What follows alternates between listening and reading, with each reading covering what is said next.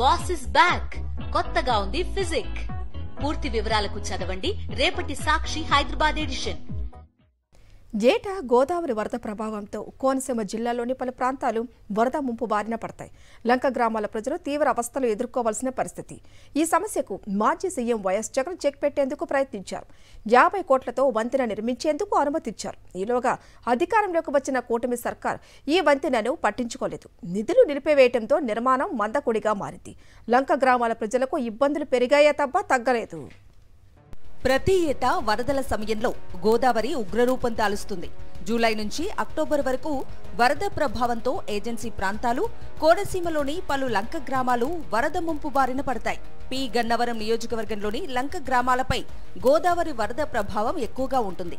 Dhavaleswaram cotton barrage వద్ద 10 లక్షల క్యూసెక్కుల వరద నీరు విడుదలైతే చాలు పి గన్నవరం మండలం గంటి పెదపూడి వద్ద ఉన్న వైనతేయ గోదావరిలో వరద ప్రభావం పెరుగుతుంది.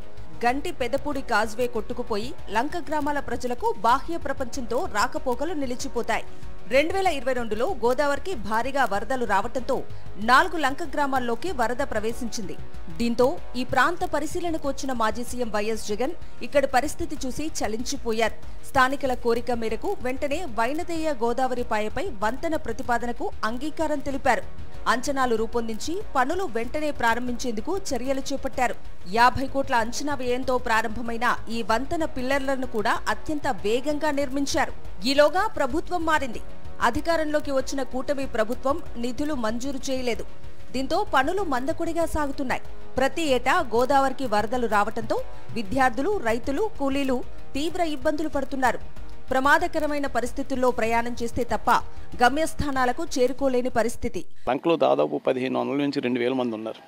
వాళ్ళకి కష్టకాలంలో ఫ్లడ్స్ వస్తున్నాయి. ఇప్పుడంటే పర్లేదు. ఫ్లడ్స్ వచ్చినప్పుడు అక్కడ జరిగే సిచ్యువేషన్ ఏంటంటే నిజంగా అక్కడ పాములు వచ్చేస్తున్నాయి. స్నేక్స్ వచ్చి వాళ్ళని కరవటం, ఒంట్లో బాగోపోవటం. నిజంగా ఏమైనా ఇష్యూ జరిగితే కనుక అవతల నుంచి అవతలకు రావడానికి టైం 4 అవర్స్ పట్టేస్తుంది. నిజంగా ½ అవర్లో తీసుకురాగలిగితే కనుక వేళ యువతలకు ఫస్ట్ ఎయిడ్ చేస్తే ఎలాంటి ప్రాణాన్ని నిలబడిపోతుంది. హార్ట్ అటాక్ వచ్చినా ఇంకోటి వచ్చినా మీరే చూస్తున్నారు. కాబట్టి బ్రిడ్జ్ అవుతే 5 మినిట్స్లో అవతల నుంచి అవతలకు వచ్చేస్తారు. ప్రస్తుతం చాలా వరకు పిల్లర్ల నిర్మాణం జరిగింది.